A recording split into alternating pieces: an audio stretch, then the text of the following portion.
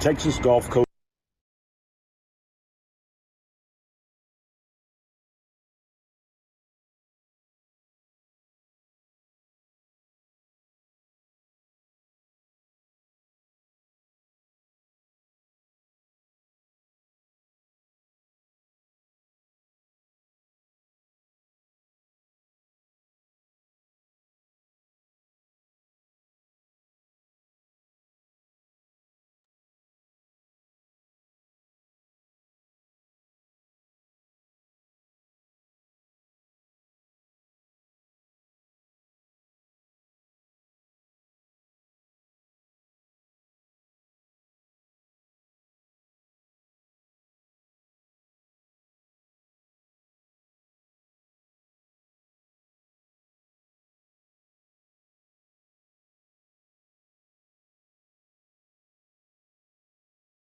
Hands of police.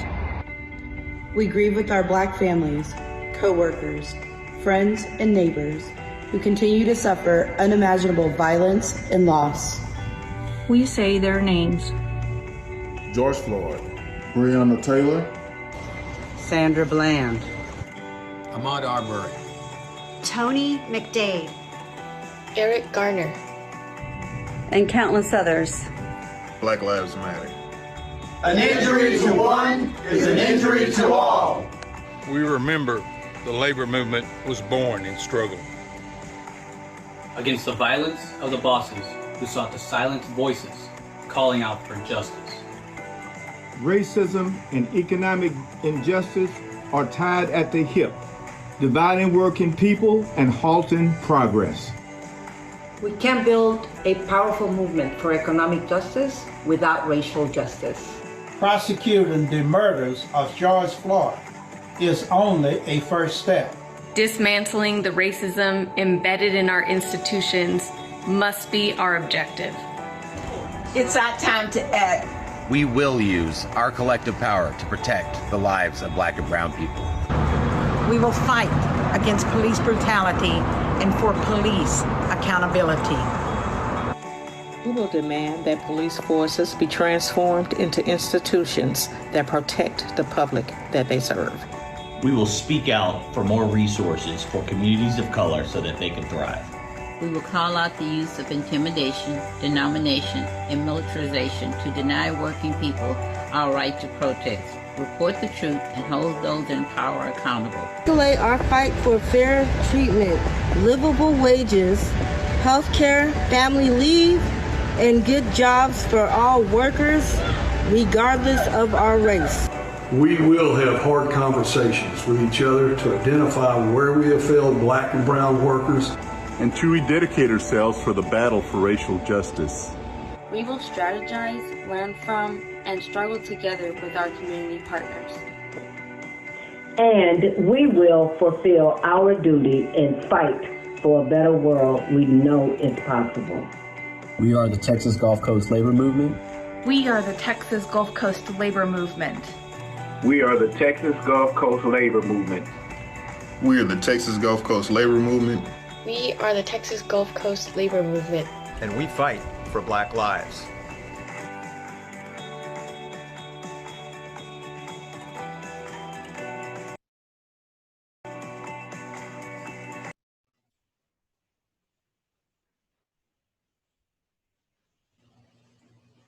Hey folks, I'm Miranda Chrisman from the Houston branch of Workers' World Party. I use the pronouns they, them.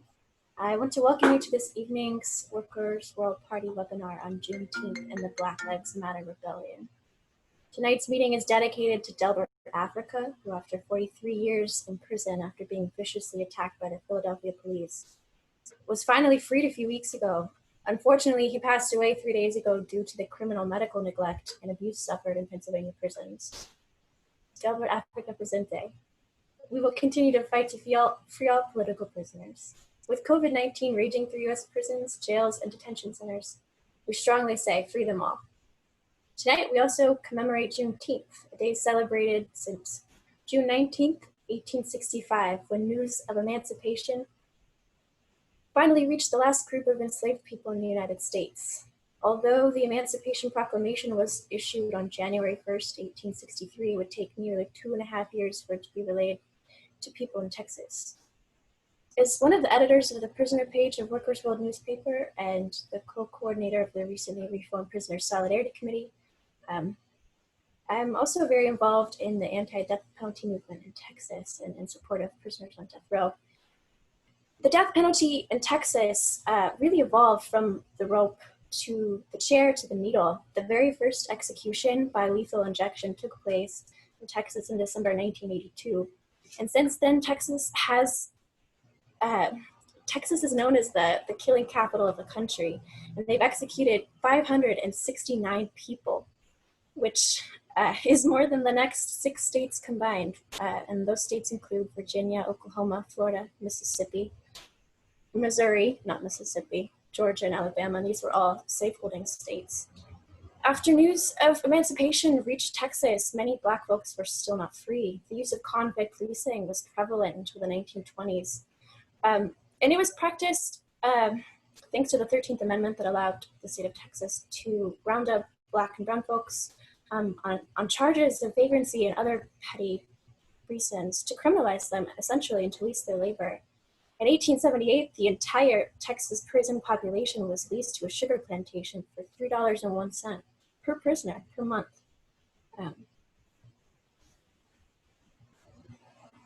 Many current standing prisons, like the Ramsey Unit, was founded on the site of Ramsey Plantation. According to Robert Perkinson in Texas Tough, The Rise of the American Prison Empire, more than 3,500 leased prisoners died in Texas between 1866 and 1912. Perkinson calculated that there were more deaths under convict leasing than lynchings in that period. And long after convict leasing, counties would execute folks by hanging. But before consolidating, after hanging, they would, the state consolidated executions. And as the number of lynchings went down, the number of executions went up, essentially serving the same function.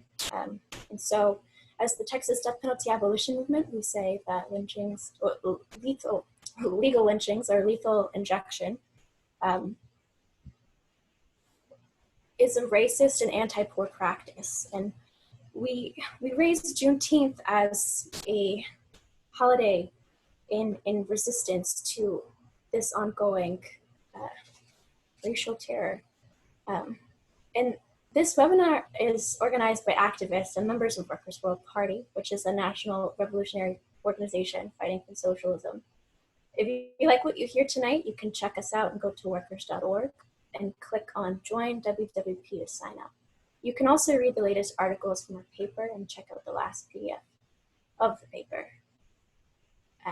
Our first speaker tonight is Larry Holmes. He uses he, him pronouns. He's the first secretary of Workers' World Party. Larry is a revolutionary organizer and thinker with decades of experience in the struggle. He's also a theoretical contributor for our newspaper and has an excellent article in this week's issue.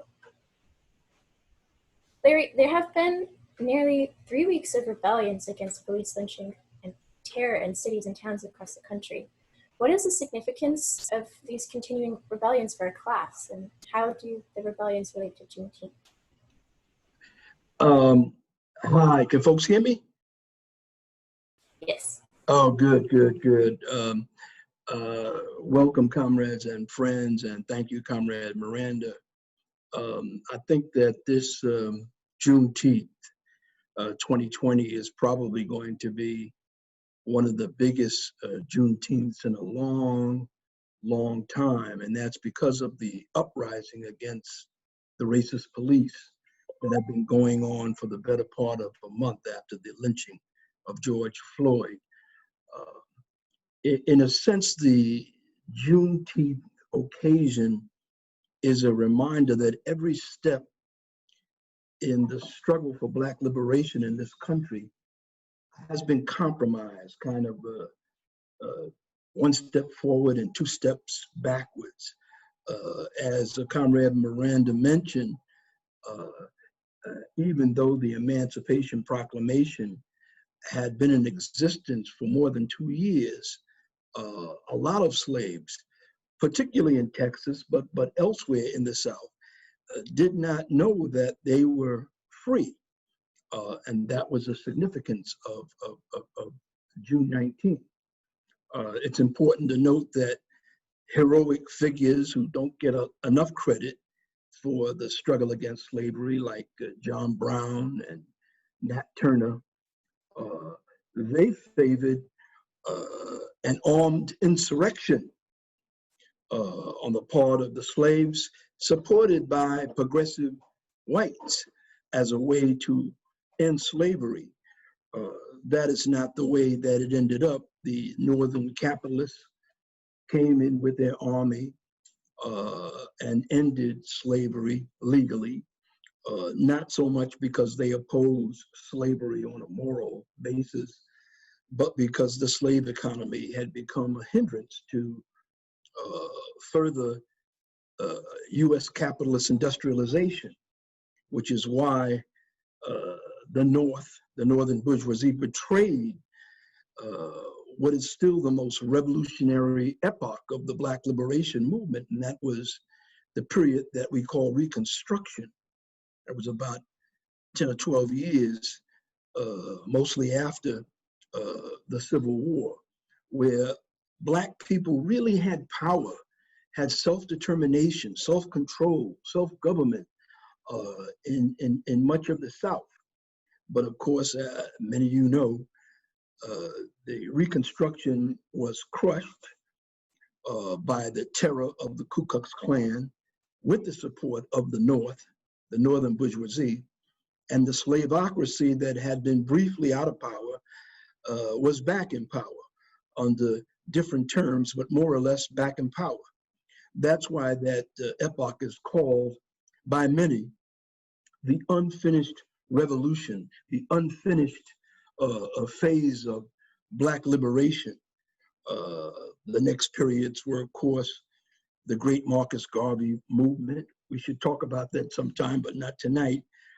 In the 1920s and early 30s, of course, the 60s, the movement led by King, the more militant movement led by Malcolm X, and ultimately the Black Panthers, who evolved into revolutionary internationalists and Marxists, which is just one of the reasons why they were so feared, and one of the reasons why the FBI and the police systematically destroyed them. I believe that what we've been seeing for 3 weeks in this tremendous, wondrous uprising, not only in this country, but all over the world, is another attempt to finish that unfinished revolution. The police, no matter what happens, will never recover politically. They have been isolated. They have been exposed for what they are. And I think that's going to be, to a large extent, permanent. Schools and school boards want to break their relationship with the police, want the police to get out of schools. Labor councils, this is highly unusual, but very progressive, want to kick so-called police unions, we call them union, so-called because they're not really unions, want to kick them out of the labor movement. Confederate statues are coming down by the dozens, even statues of racists like Rizzo in Philadelphia, and statues of Christopher Columbus in some areas, and I believe even a statue of Thomas Jefferson, who was a big slave owner. And it's so significant that many unions are either taking an afternoon or going on a one-day work stoppage or having demonstrations tomorrow, like the Longshore Workers Union, and you'll be hearing from them tonight.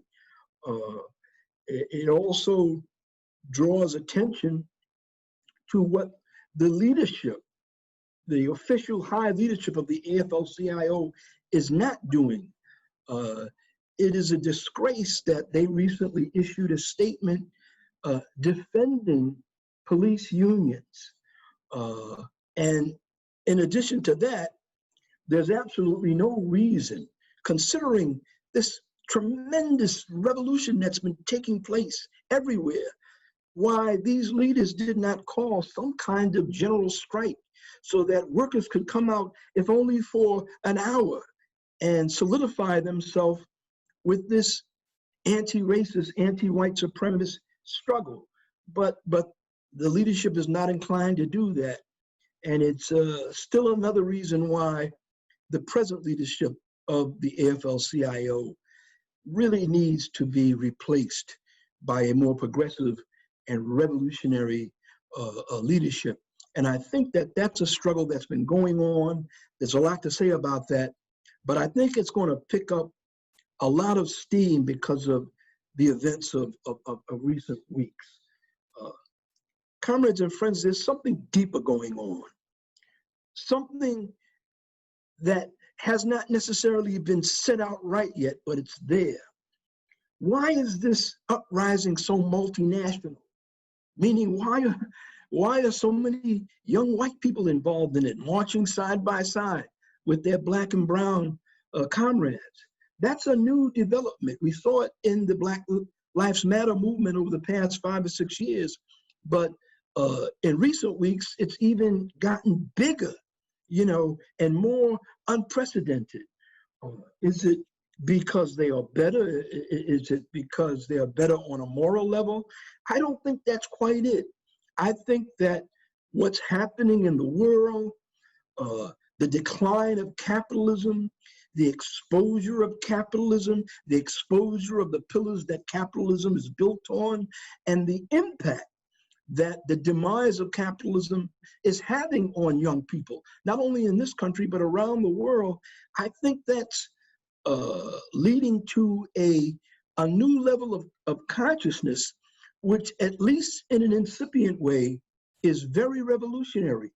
I think these struggles are multinational because whites are finally realizing that it's in their interests to join with black and brown people, because as we used to say, some of us old Marxists, and we got it from Marx himself, that white skin or white workers will really never be free under capitalism as long as black people are either oppressed or enslaved or people kneeling on our necks and killing us. I think they get that.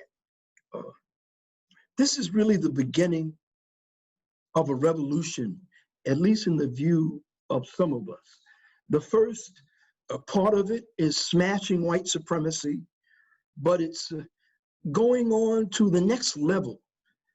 I think the young people, not just the young people, but the young people are in motion. They're realizing that they have no future under capitalism, and that white supremacy and patriarchy, these are pillars of capitalism, and they want to get rid of all of that, not only in this country, but everywhere. I think they understand, and more of us understanding, that in a sense, what Trump's election was about was sort of a desperate attempt. They saw this coming. They saw the handwriting on the wall. And Trump was a desperate, crazy, reactionary effort to stop the revolution from coming. But what we're seeing now is the real revolt against that attempt, and it's pushing it back.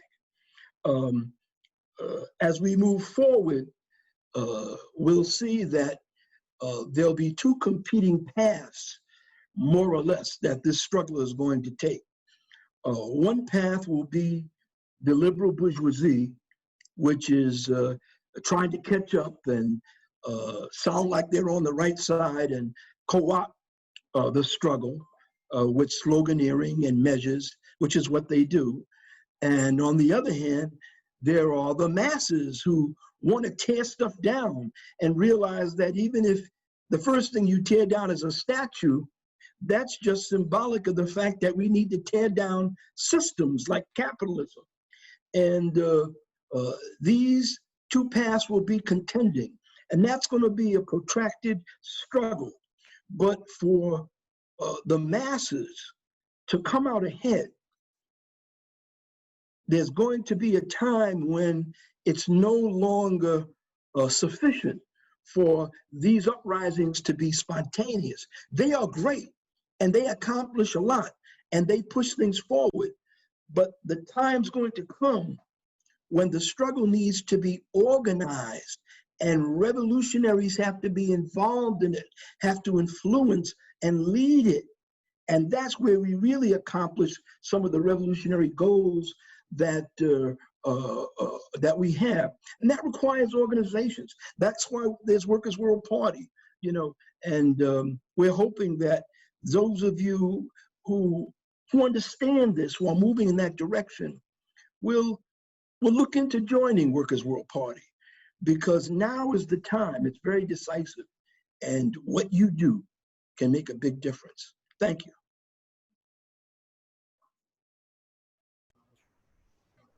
Thank you so much, Larry. We appreciate so much of your analysis in this political period. Just a reminder to everyone, we'll have a question and answer session later in the webinar. So please put your questions into the Q&A section at the bottom of your screen, rather than the chat.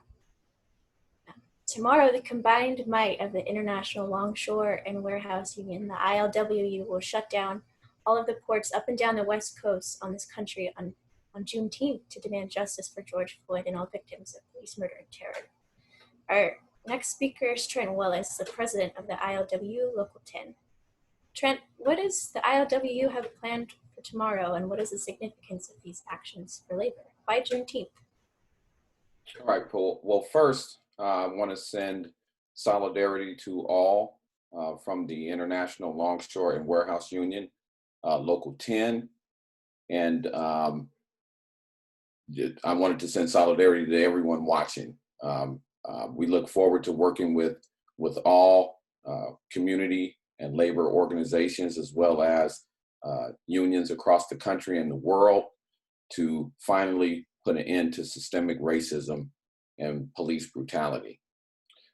First, I'd like to start off by sharing my personal feelings about what's happening in my personal experience with police brutality before I go into what I'd like to say. In 1983, my older brother, Todd Leonard Willis, was killed by the military police in Fort Carson, Colorado. He was a private in the U.S. Army. He was killed after he had a verbal argument with a person at a nightclub. My family never received any justice for my brother's death. No one ever was arrested. There was never any real inquiry into the circumstances of his death. And to this day, myself and my family, my parents have passed on now, but myself and my family that's still here, we still don't know what actually happened to my older brother. And his death follows the same pattern that we see over and over again when we turn on the 6 o'clock news at night, where we're seeing time after time again, unarmed young Black men and women being murdered, basically sentenced to death on the street for minor infractions. Brother George Floyd was killed by the Minneapolis police, a Minneapolis police officer with his knee in his neck for 8 minutes and 46 seconds, over $20. Brother Ahmaud Arbery was killed for jogging down the street and stopping to look at a house under construction. We don't know what Sister Breonna Taylor was killed for. I guess there's still an investigation going on about that. That one's very confusing. I believe there have been unconfirmed stories that the police busted in the wrong house and was serving a warrant at the wrong house.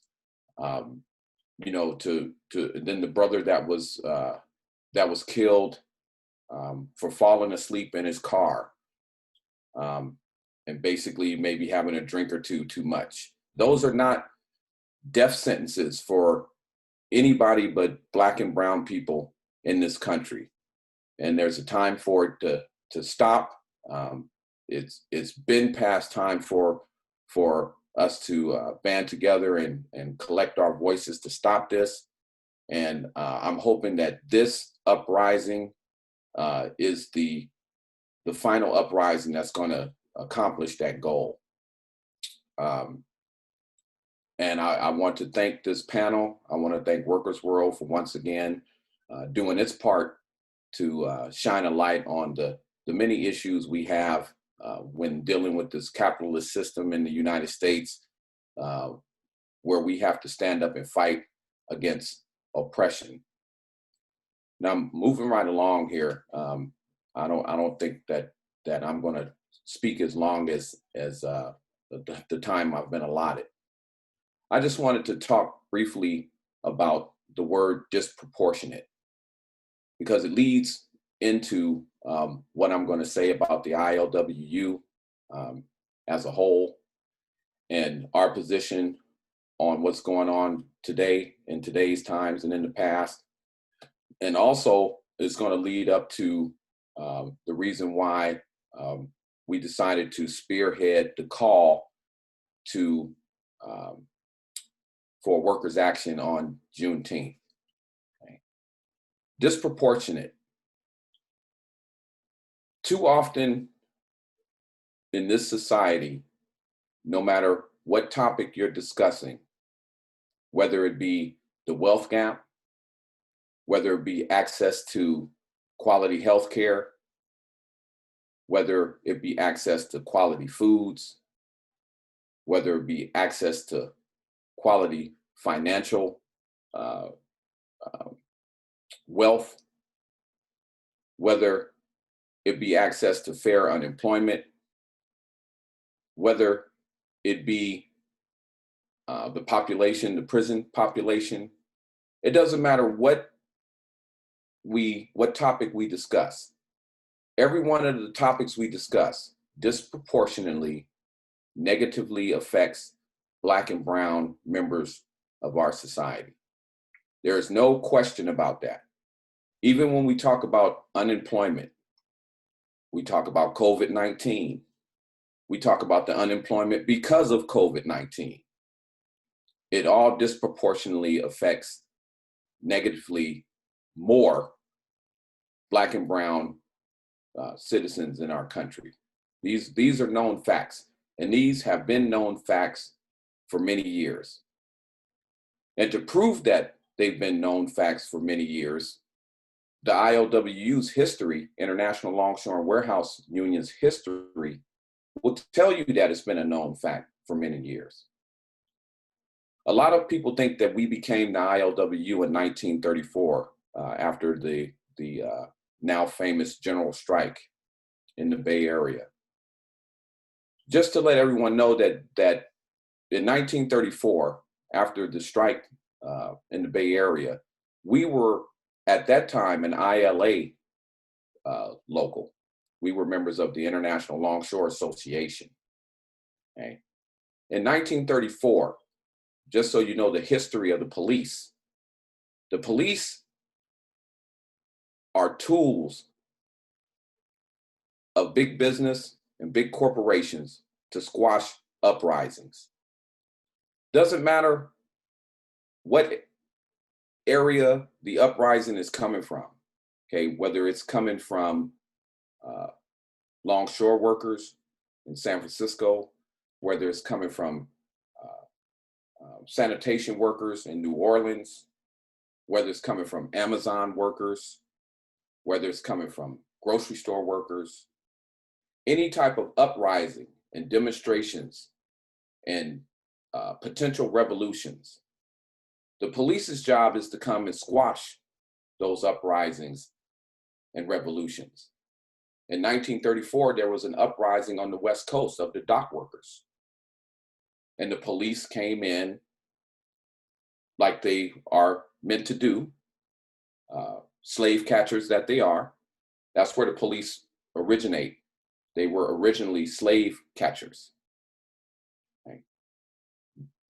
They came in, and the result was the death of two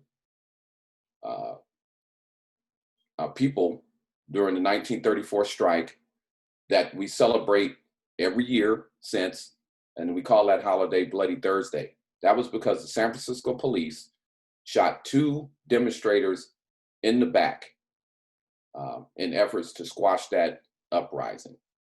One of those brothers' name was Howard Sperry. He was actually a member of the dock workers, well, not union yet, but the effort they were fighting for. He was one of the dock workers. The other brother's name was Nicholas Bordois, and he was actually a steward cook who was a sympathizer of the uprising. And he was shot and killed in the streets of San Francisco by the police. So when I talk about disproportionate, and we talk about systemic racism, the ILWU understands that not only is systemic racism a detriment to the building of unity and to the purpose of uprisings, but also we got to talk about the bigger elephant in the room, which is systemic oppression. Okay, we understand the relationship between systemic racism and systemic oppression, because systemic oppression is the main goal by the power system in this country. Okay, you can't have a wealth gap as large as the one you have today, and as large as the wealth gap has been throughout the history of this country. You can't have that without some form of slavery. You can't have any forms of slavery without systemic oppression and systemic racism. In order for the filthy, greedy rich to stay rich, we have to have a poor population. Okay. The capitalist system is put together in a way where it leaves too many vulnerable cracks for it to be misused by the powerful and the rich. Systemic racism is just another form and another tool that the powerful and the rich and the 1% in this country use against unity. The ILWU recognized this at its inception. That's why the founders of the ILWU, meaning one Harry Bridges, and the first president of Local 10 is Brother Henry Smith. They reached out to the Black community, and to the Black and brown community, rather. They visited African-American churches. They went to Latino neighborhoods, and they recruited Black and brown people to be members of the ILWU. Because the only way to defeat the systemic oppression and systemic racism is to have a unity of the races. In 1937, the ILWU broke away from the ILA, and that's when we became the International Longshore and Warehouse Union. We had our first convention in 1938, where the first resolution on the docket was a resolution for us to oppose systemic racism, okay, and the oppression of the African-American man and woman, and also minorities as a whole. This was a strategic item and something that was done very purposely, because the organizers of the ILWU understood that this had to be in order for us to survive. In I'm just going through the years here as quickly as I can. In 1967, the movement to create the new March on Washington, called the Poor People's March, with Martin Luther King. He was planning this march on Washington. In September of 1967, he came directly to the ILWU Local 10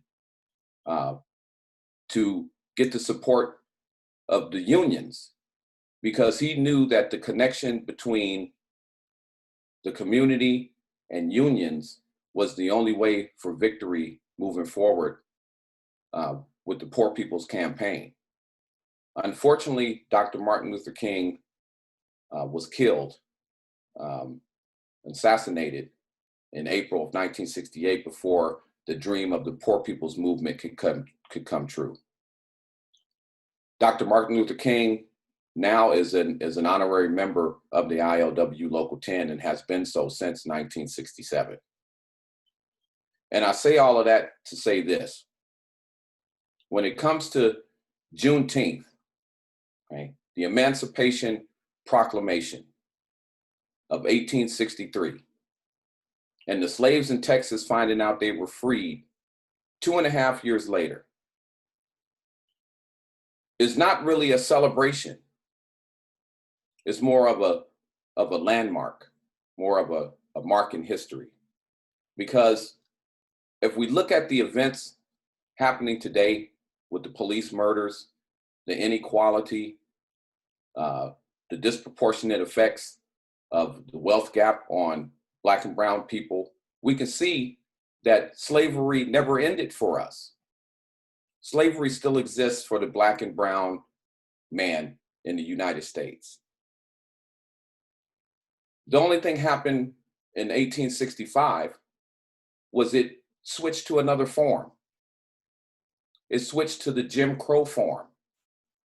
It switched to Black and brown people not having the opportunities to succeed in the land of the so-called free. This has never been the land of the free for the Black and brown man. For 100 years, the Black and brown members of society have been crying out, trying to get the rest of the world to understand that we have not been freed. The 4th of July is celebrated every year. It's celebrated with fireworks, you know, lights in the sky, parties and barbecues. And it's not a holiday for Black and brown people. In 1776, we were still slaves. Even though we helped fight in the war to free the United States, afterwards we were still slaves. During the Civil War, Black men and women fought on the side of the North to so-called free the slaves, even though that was an economic decision to free the slaves. It wasn't a decision made because there was this deep emotional sympathy for the Black and brown man back in 1863. It was done for economic reasons. There's a reckoning that has to be faced in this country, and it's time we faced it.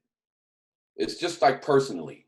When you have a personal problem, you never can fix a personal problem unless you admit that you have a problem first. Okay, the United States needs to first admit that she has a wicked history. That wicked history has to be discussed and analyzed. And then there has to be items put in place to prevent those wicked snakeheads from showing their face and coming up from under the leaves again. And this is why the ILWU and the tradition of our 10 guiding principles, where we despise any type of racism, we despise any type of sexism, we despise any type of discrimination when it comes to religion or anything. On the waterfront, a Black man earns the same as a white man. A woman earns the same as a man. A Muslim earns the same as a Christian, and so on and so on. Because that one basic point that the ILWU understands, we understand what systemic oppression is. Okay? the powers that be in this country, they don't care who they oppress. Doesn't matter. They don't care if it's white people. Back in 1934, it was mostly white dockers that were victims of oppression. Big business and corporations don't care who they oppress. It's the same as any other topic we discuss. Oppression just disproportionately affects Black and brown people more. That's what it is. And that's why we talk about systemic racism a lot, because of the word disproportionate.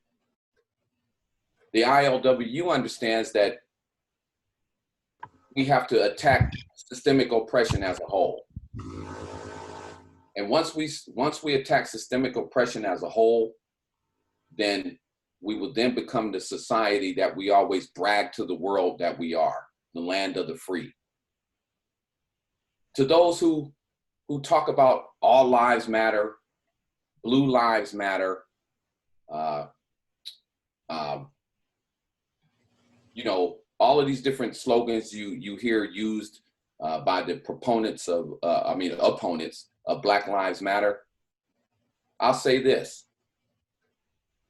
The reason we talk about Black lives mattering is because, once again, the oppression is disproportionately aimed at Black and brown people. You don't see the police choking white folks over $20.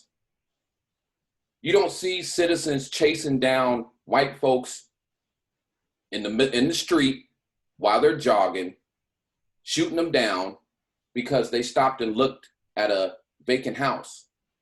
Right. You don't see white folks getting killed because they're selling cigarettes. You just don't see that. Okay, but you do. Yeah. Could you mention a little bit more about tomorrow's action before you wrap up? Yeah, I was getting to that. Am I going past my time? A little bit. Okay. Well, tomorrow's action is literally being planned as a celebration / demonstration for Juneteenth, the first time in this country that a union has recognized Juneteenth as a legitimate holiday. We will be celebrating that up and down the entire coast, West Coast. All of the ILWU locals will be shutting down for the first shift tomorrow in honor of Juneteenth and in honor of all of the victims of police brutality and all of the victims of systemic racism. And we will be demonstrating as we oppose privatization of public land and land that could be used for good union paying jobs for citizens of this country. Thank you so much, Trent. I really appreciate that. And we're looking forward to tomorrow's tremendous labor action. All right, thank you.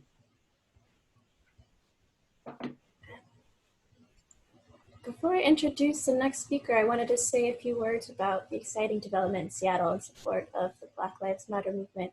Recently, some of our comrades from Portland WWP branch spent some time in a liberated zone of Seattle called the Capitol Hill Autonomous Zone. Please check out the article written by Josh Hanks, who traveled to Seattle last week. Also, just yesterday, the Seattle Labor Council voted to expel the police union because of their role in brutalizing the Black and brown communities of Seattle. These are exciting developments, and hopefully we can discuss their significance a little bit later. Our next speaker is Akua Holt. She's a she, her pronouns. She's the host of the Pan-African Journal in Pacifica in Houston. She's also a native of Galveston. She was born on the island. Akua, what is the history of Juneteenth in Texas, and what is its significance and the significance of the rebellions to the Black liberation movement in Texas? You have to unmute yourself.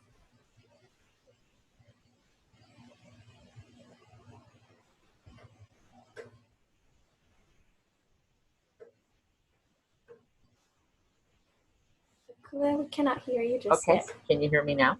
Yeah, now I can hear you perfect. Okay, good, good. If you see that image on the screen, and of course that circulation of that photo was probably in the early 1800s.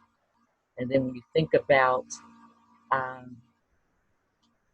Reverend Al Sharpton's eulogy for George Floyd, who's from Houston, by the way, lived in an area not too far from Pacifica radio station, of course, very close to a historical Black university, Texas Southern University. And coincidentally, George Floyd lived in a complex that was named after a man named Norris Wright Cuny. And all the time I lived in Houston, I didn't know that Norris Wright Cuny was a Black man from Galveston. And I just wondered, why did they name this complex after him?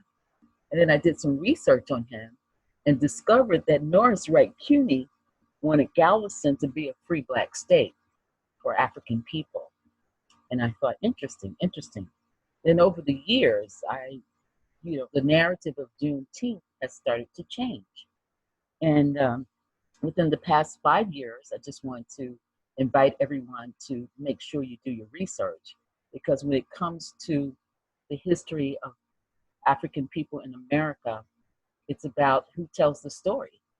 And years ago, I used to work with a lot of storytellers and bring them to Houston for young children and for adults so they could learn about African American history and culture through the oral tradition. And I think this is why I love radio so much, because the oral tradition is very much a part of our culture, and it's how we pass down stories and information that other people may forget to write down.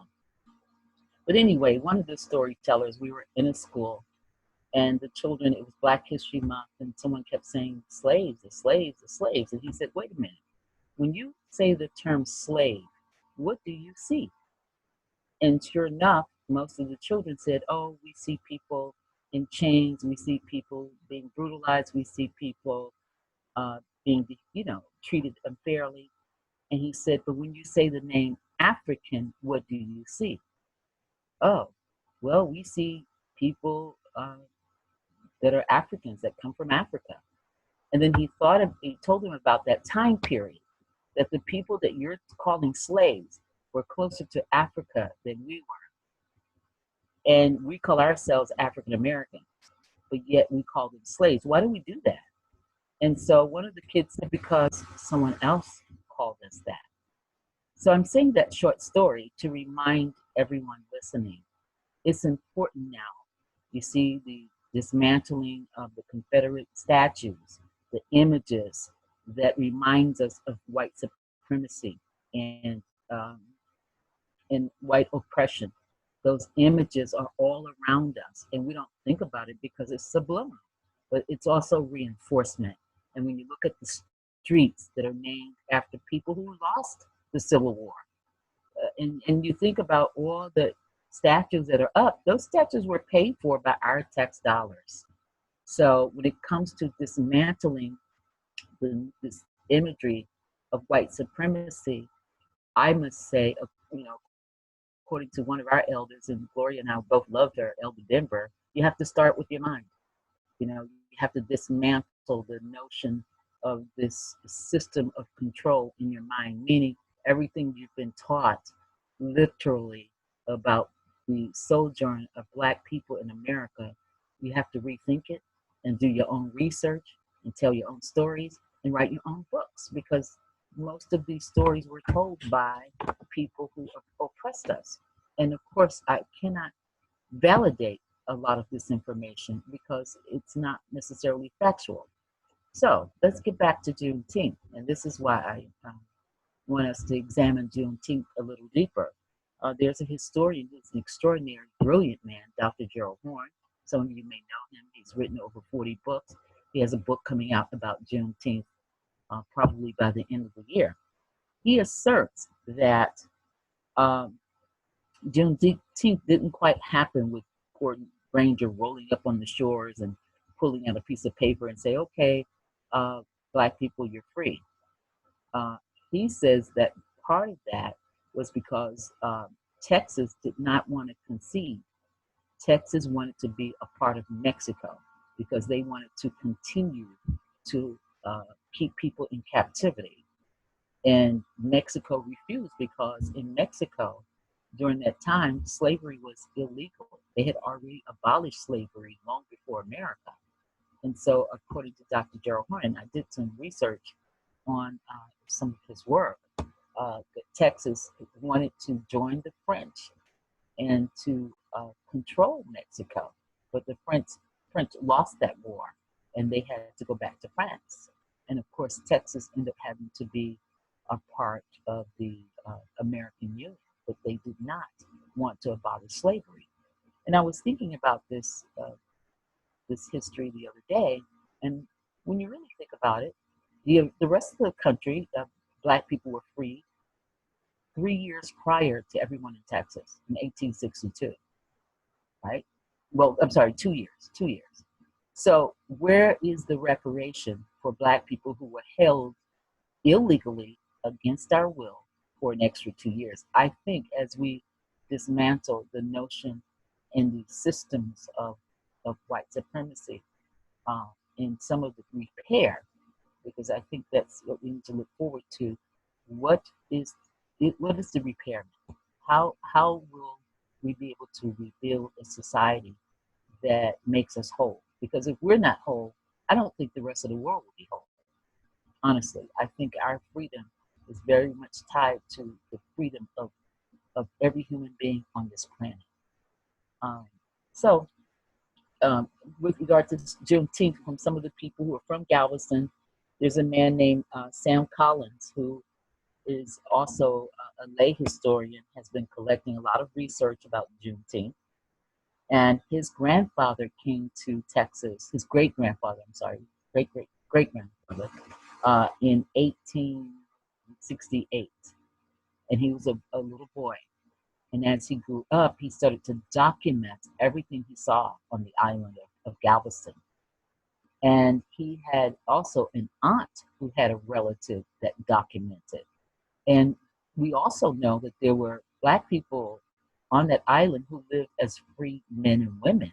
Because when you think about the island of Galveston, it's a very small place. It has French architecture everywhere. And it doesn't have room for cotton. So there was no cotton growing there. It's a place where it's a port town. So when you think about the captives, another term I believe that we need to start using, instead of slaves, they were captured and they were captives. So when you think about the African captives that were there was nowhere for them to pick cotton. And many of them were stevedores and worked in the hotel industry and so forth. But according to Sam Collins, his grandfather wrote, one of his relatives wrote in their journal that when the emancipation happened, that African people who were soldiers, they called them colored men at the time, they came with Granger in separate ships with weapons to reinforce that order. Why is this not told in the history books? Go figure. But that entire piece of information is omitted. So here, not only are we dealing with a system that is deceitful, but people get a distorted understanding of history. So then how can we expect anyone to understand our struggle in America unless they see someone being lynched on a video? Because most people, they won't learn this history because it's not in the history books. And when you think about it very carefully, African people, we pay taxes like everyone else. Most people who are here, who are from different communities, pay taxes. So why is it then that we only get to learn about African American history haphazardly during February? There's no organized curriculum. It's just based on a school's interpretation or a teacher's interpretation. And there are many books out there for school districts to incorporate Black history daily so that everyone can learn about our foundation and our early beginnings here in America as opposed to reacting to one of our family members, to one of our people in our community being lynched publicly around the world. People get to see this. And then now, of course, everyone wants to dig in, but most people are digging in and looking at the brutality that we've had to endure for so many years. And it's amazing to see so many celebrities that are coming out with their personal stories and about their encounters with the police. And some of these stories are broad daylight stories, and they just held on to those stories. I think it's important for us to talk about the mental health and well-being of our community and of this country, because one of the issues that I see is that, and Mother Denver would say this, she would say that racism was a mental illness. And I'm beginning to understand why she said that. And every year she would have a conference in Houston talking about dismantling the mental illness that many people endure just living under this type of system of oppression, where every single time you walk out of your door, you have to wonder whether you're going to come back home alive or not. Or if you're not dealing with that sort of terror that you're walking around with, or that thought in the back of your head, then you're thinking about at work, will you be attacked with some, by one of your coworkers just for being who you are? So there are a number of serious ways where our lives intersect in America with violence and with challenges, because I think the foundation of some of this is because there have been just outright lies, or we have been totally, we call it cultural erasure. Our culture has been erased from the face of this country. So then we get to be fed someone else's interpretation of who we are by what we see on TV or what you hear on the radio. That's it, and people don't get a chance to dig in. But at this point, I think this is an opportunity for humanity to sort of revisit one another and check in and start looking at each other and say, look, how can we assess the damage? How can we look at the past? How can we work on this issue together? It may not be resolved in my lifetime, but I tell you, based on the uprisings that we see, I got an entire list of laws and motions and changes that have occurred ever since the day that George Floyd was lynched publicly.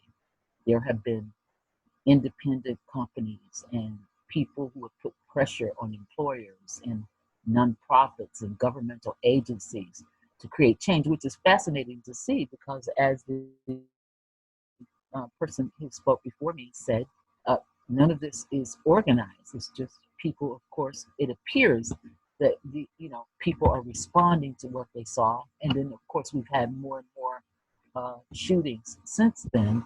And everyone is still taking to the streets, demanding for social justice, demanding for change.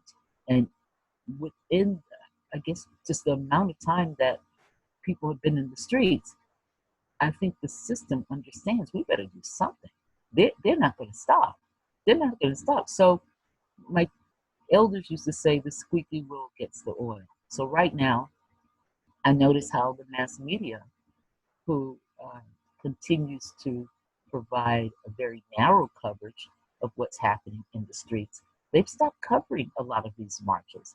In Austin, Texas, 2 or 3 days ago, there was a massive march in Austin, Texas, multiracial march in response to a young man that was shot there recently, and also in response to a young man who was killed, I believe, in 2019, and they sort of covered it up. So there's been a demand for investigation and justice in the death of those two young men.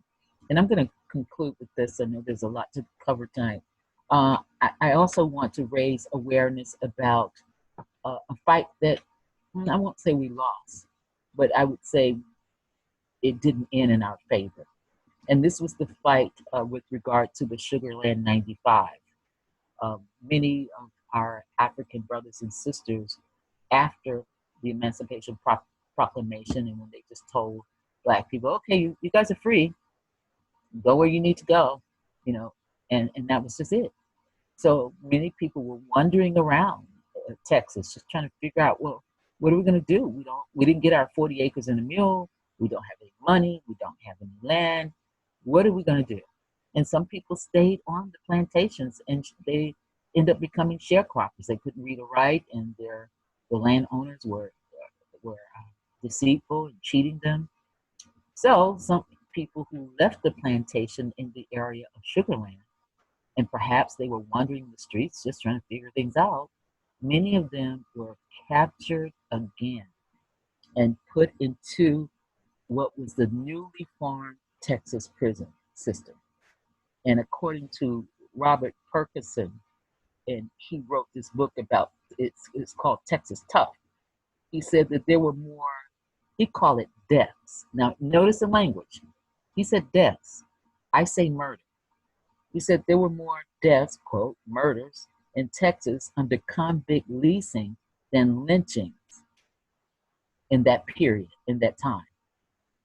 And so at that time when this was started, the convict leasing idea and the beginning of the prison empire system in America was started right here. They had captured more than 3,500 Black people and had them on these, they call it convict leasing because corporate America needed labor, and they did, just like today, they didn't want to pay people. So they used the prisoners for free labor. And one man was put in prison. I forgot his name because we knew his name at that time when we went out there to venerate the ancestors. When they found these, oh, I'm sorry, I didn't give you guys the whole story. So the backstory of this, and I'll be quick, is this was the imperial sugar plantation. And this is where they made imperial sugar, right? So they decided that they want to, they wanted to sell the plantation after many, many years. And Fort Bend School District bought the land from the state. I think the plantation sold it to the state, and then the state sold it to Fort Bend. So while they were developing the school, they were building a parking lot, and the workers found remains. I thought it was brilliant that where they found the remains, it was an old building. And these Africans were so brilliant. Somehow they left a marker to let people know these insensitive people are building a building on top of Black graves. So they took a bone, a human bone, and left the bone stuck in the concrete. So if anyone tore the building down, they would see this human bone and figure out that there were bodies underneath. This is my thought. So these men found the bone, and they had to halt everything. And of course, the Texas Historical Society, everybody came out there, and they saw these. They realized, oh my God, these are graves under this building. So they called the archaeologists, and they started digging. And they were shallow graves, about 2 feet deep, and all of these bodies were buried facing east in Wakanda style. So I imagine the Africans buried themselves, and they remembered whatever was culturally significant to venerate themselves once they died. But all of them, and out of all the people who were in the grave, many of them had a blunt opening in their skulls, as it looked like perhaps they were shot or hit in the head with something. And interestingly, the archaeologist who was out there, the lead archaeologist, said, well, this probably happened because the dirt from the grave caused this hole to happen in their skull. And the African American archaeologist said, no. I've seen graves like this too many times. This happened because they were either shot in the head or hit in the head. Yeah. There were just far too many. So I'll wrap up in a minute. And so from that, these bodies that were there, we wanted the bodies to remain there, and they wanted a memorial on that site. But Fort Bend fought tooth and nail in court to have the bodies, the remains extracted from those grave sites. And I don't know where they are now, but it was a long fight, maybe about a year. So it's important as we remember Juneteenth to remember the history and the stories of the many African people whose shoulders we stand on, and that would be my conclusion for now. Wow, thank you so much, Akua. Yeah, Sugarland 95 is a very important case to raise. Yeah. And when you talk about and when you talk about workers' world and unions, and you just think about these men who worked for free for corporate America, convict leasing for free. No, they didn't make one penny off their labor. No, not at all. I appreciate you for coming on and talking. Thank you so much. Thank you. Yeah. Next, I'd like to everybody know that we have a new book available entitled What Road to Socialism? A compilation of writings from Workers' World newspaper about the many working class struggles happening today. We also have a selection of books available for download. Information is available at workers.org.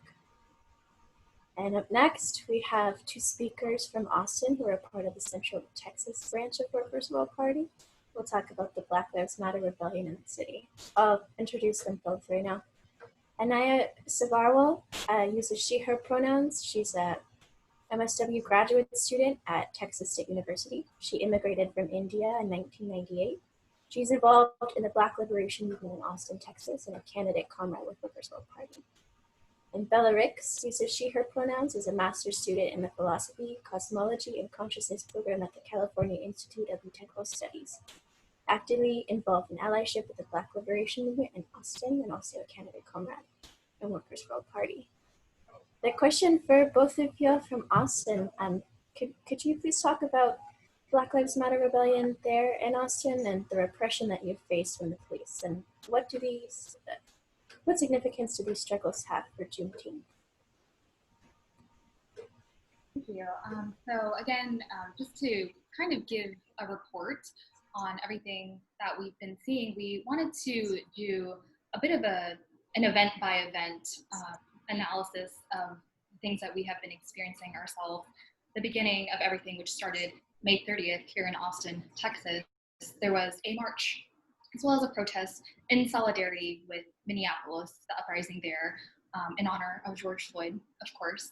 There was a large turnout, larger than expected even, people from different socioeconomic statuses, different, a very diverse group, different cultural contexts. There was children, families. It was a beautiful thing during the daytime. Police escalation, however, began towards the evening as night came. And while we were on the steps of the Capitol during the march, the state troopers began kettling us and spraying all of us, all the protesters that were unable to avoid them, with bear mace. During that time, all of the protesters then had a mass evacuation and left to head back to Austin Police Department, the headquarters, which is right next to I-35 here in Austin.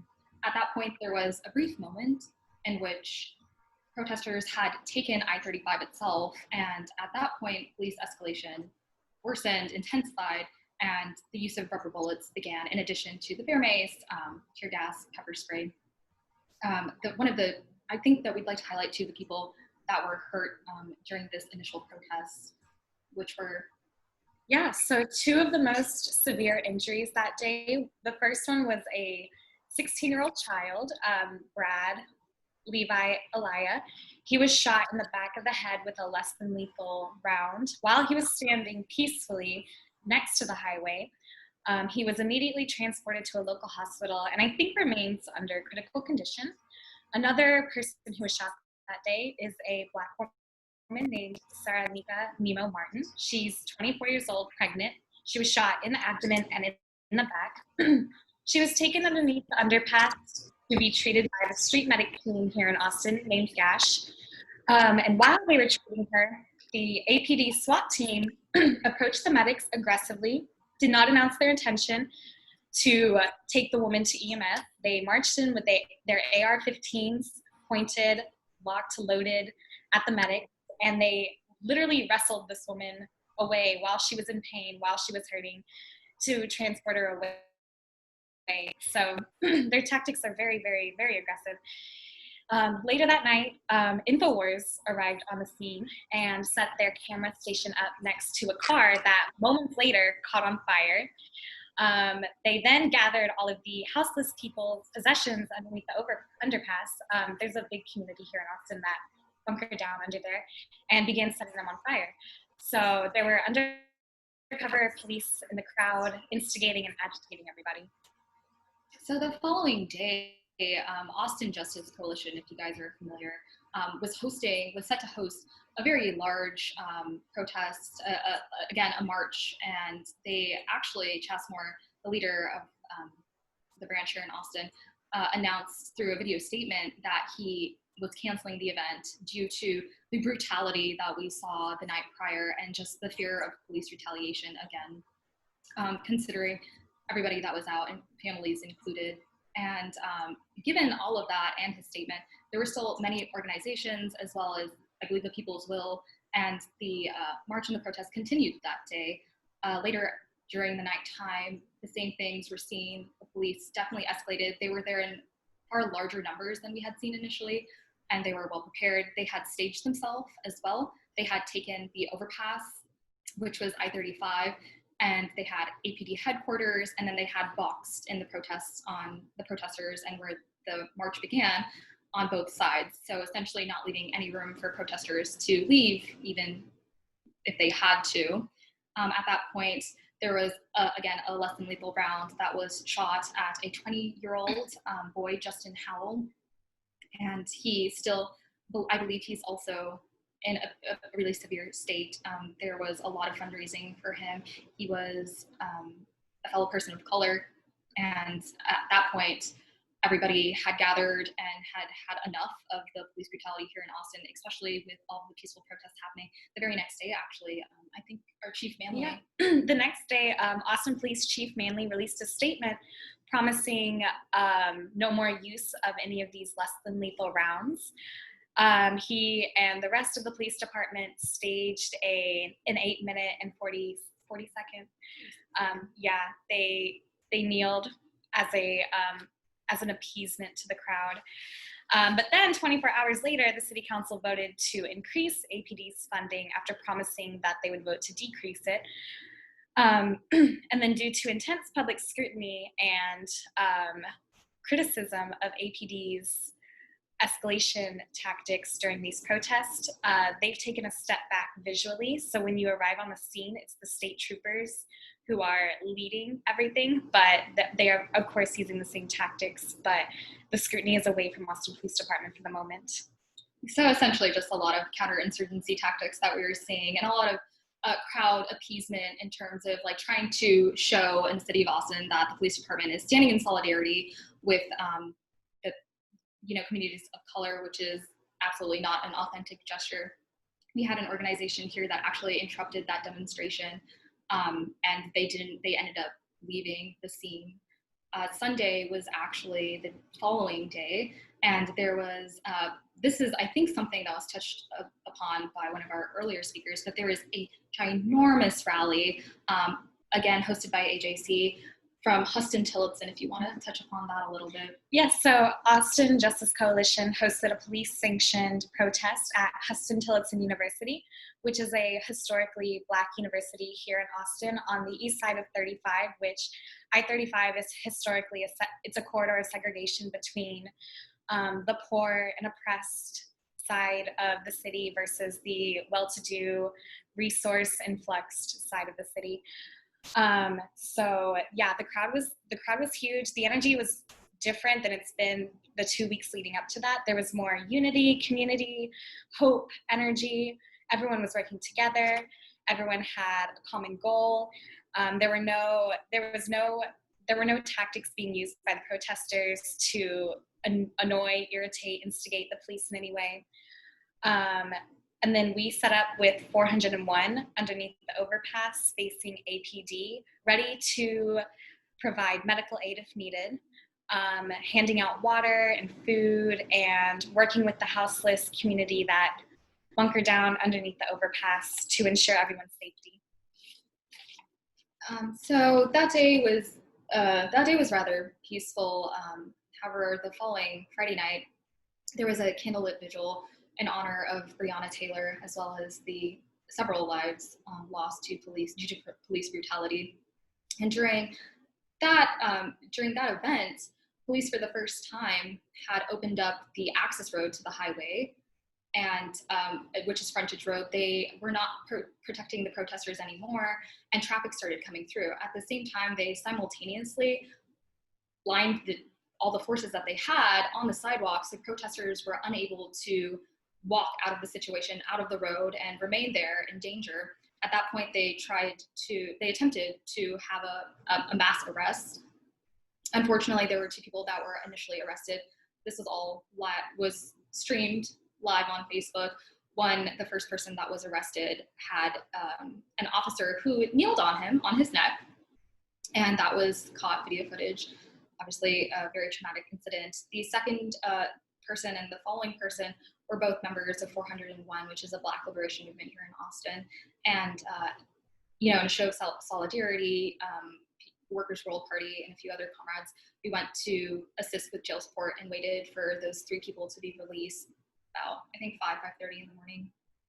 It was, however, an unfortunate situation. It was set to be a completely peaceful thing. There was like a projected slideshow with all the people. There was a limited police presence, but still it was definitely a strategy that they used and had, debated and utilized to arrest people. That was their goal, even to a peaceful state.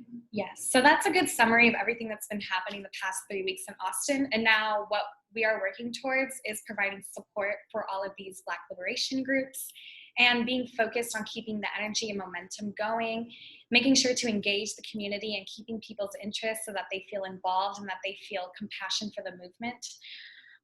So we're trying to be vigilant of and plan for any police presence there tomorrow, and being aware of people trying to co-opt the movement for performative action. That's been a problem here in Austin.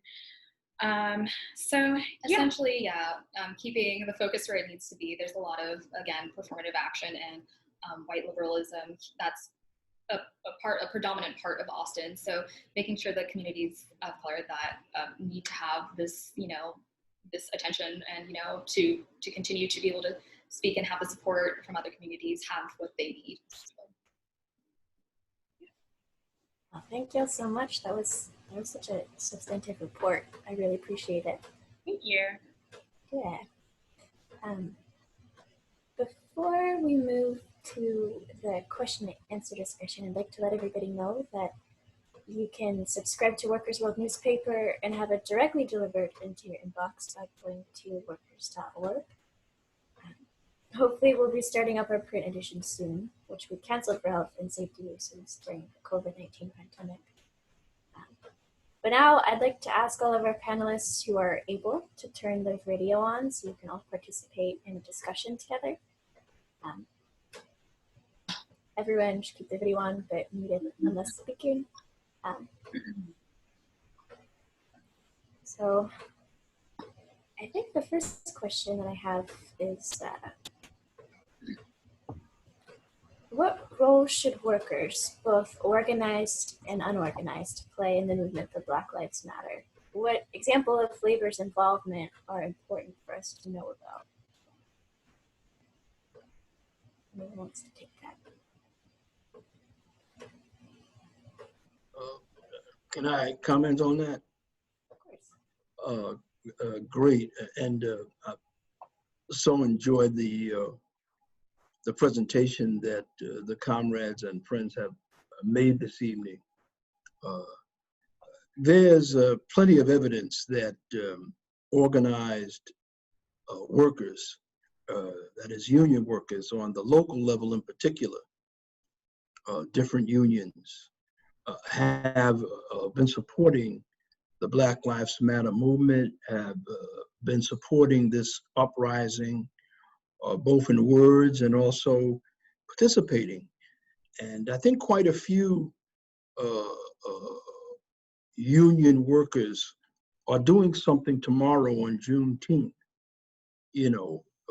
whether it's taking a knee or walking out or participating in a larger event. And that's important. I mean, and by the way, in my opinion, the role of the working class is absolutely decisive and critical to this struggle, this revolutionary struggle. But I want to challenge really the entire movement and everybody who is interested in the working class, who believes in the working class, to sort of begin a process of redefining who the working class is, because I think we need a social and political cultural revolution, a radical cultural revolution in this regard. If you are not rich, if you are not exploiting anybody, and especially the youth who are in the leadership of this uprising, it doesn't matter whether you have a job, whether you have 3-gig jobs, whether you want to get a better job sooner or later, your situation is precarious, you have no economic stability, health insurance, all these things. It does not matter whether you are working. It does not matter whether you are in a union. It does not matter whether you are in the official labor movement. You are part of the working class. More than that, if you are political, if you have consciousness, if you have revolutionary consciousness, and you understand the role of the working class, what we aspire to do, if you are in these uprisings, then that not only makes you part of the working class, that makes you a pretty important part. That makes you moving in the direction of becoming a leader. And so we really got to get away from, in our mind, and it's hard to do that, thinking of the working class as being limited to or defined as organized labor. That's very important. Workers' World Party is big champions of organized labor. And actually, it's likely that what we're going to see is a big explosion in grassroots workers organizing. Amazon, Whole Foods, other places, other workers, who especially are in harm's way because of the pandemic and who are fighting for their right not to get sick. That's been a big boom to organizing. Also, the millions and millions of unemployed people who are going to be forging into a movement some way, somehow, sooner than later, to fight for the right to a job. That's the working class too.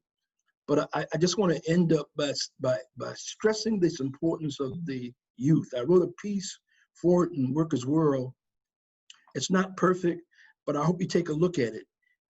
And the point I was trying to make was that, in my view, which I think is a considered view, we can all argue over it, young people, the kinds of young people who are involved in this uprising, they are now in the leadership of the working class. If you ask, does this uprising have a class character? At first, that may seem like an elusive question. Well, no, we don't know everybody's there. We don't know their background. I would say it may not be obvious, but it has a very definite working class character. And moreover, the way that these wonderful, militant, brave young people who are leading this uprising day after day after day, from Texas to New York. I just had a march pass right by my window here. I love to see it. Went out on the balcony and, cheap balcony and gave them the fist. So it's not the youth who are the working class who need to be pulled into organized labor. That'll happen as you begin to organize workers. Really, it's, for the most part, the organized labor movement and millions of workers who are still in it, who need to relate to the youth and this uprising that they are beginning. And so as we go on, I think we're going to be radically redefining what the working class is. And I hope our party plays a big role in that, because the youth have to know that they're what's happening, and they are part of the working class. And right now, that's where you put the bets on. That's where you, not to say that, of course, our wonderful, comrades who are in meat packing and all the other places that are organizing, especially the poor places, migrant workers. Migrant workers are so marginalized in the working class. They're fighting to get into it. We have to make sure that they do get into it, even if we have to knock down somebody's head and knock down the door. Every migrant worker should be in a union and protected. It doesn't matter whether they have, papers. The paper they need is a union card, as we move forward, we'll be talking about things like workers' councils and solidarity workers' assemblies and youth workers' assemblies and stuff like that. Because if we don't have the organizational forms yet, then all we have to do is experiment with them, invent them, and go with what works. Thank you so much, Larry. I'm going to ask one more question for time. Trump recently announced that he would hold a major campaign rally in Tulsa, Oklahoma, the day after Juneteenth. Tulsa, Oklahoma. Does anybody have any comments about this, or the significance of this rally in the fight against police terror and racism?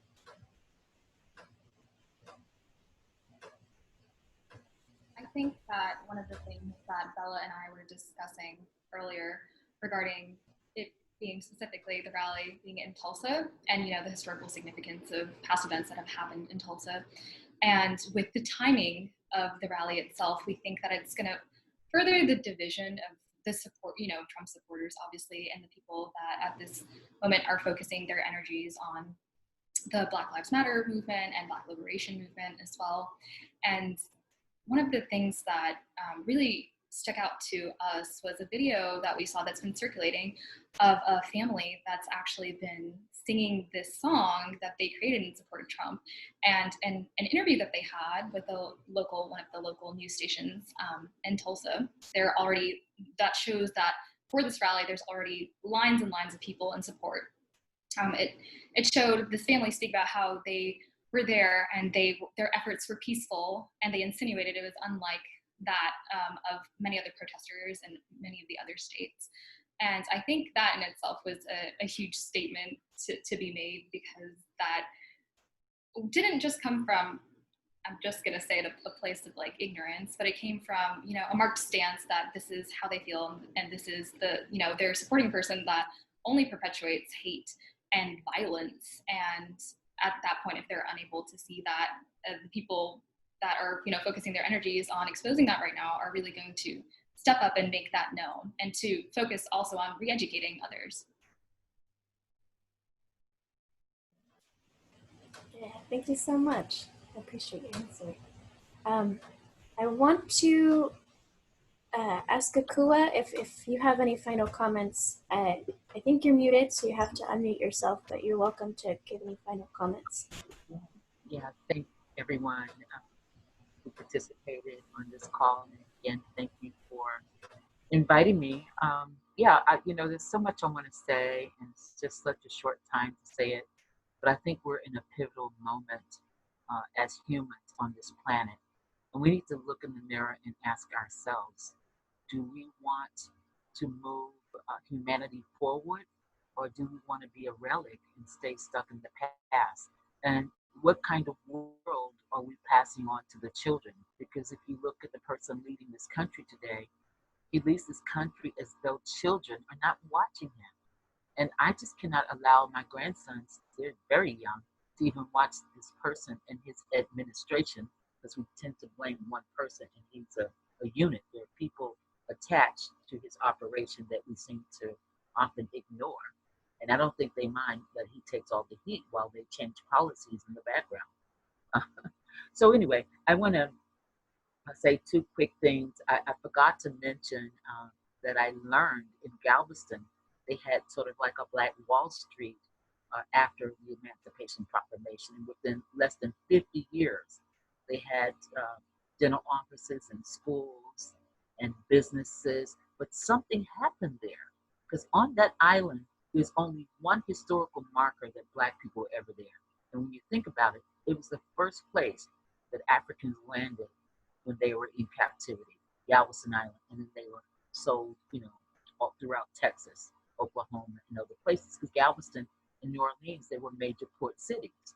But something happened, there's been a complete cultural erasure. And when you think that Galveston is a tourist town, why isn't it also a historical town? Because it was the beginning of life for African people who landed on the shores. Where's the museum? Where's something to say that we were once there? It's important that we remember that. Also, I just want to close with this quote by Ibram Kendi. He has a new book out called How to Be an Anti-Racist. And from what I understand, the book has just flown off the shelves, and you can probably get it digitally, but it's not even available in print. Ibram Kendi, How to Be an Anti-Racist, says changing minds is not a movement. Critiquing racism is not activism. Changing minds is not activism. An activist produces power and policy change, not just mental change. So I want to thank the Workers' World for advocating change through work, because as many of the panelists have said tonight, it's one thing to respond and take it to the struggle to the streets.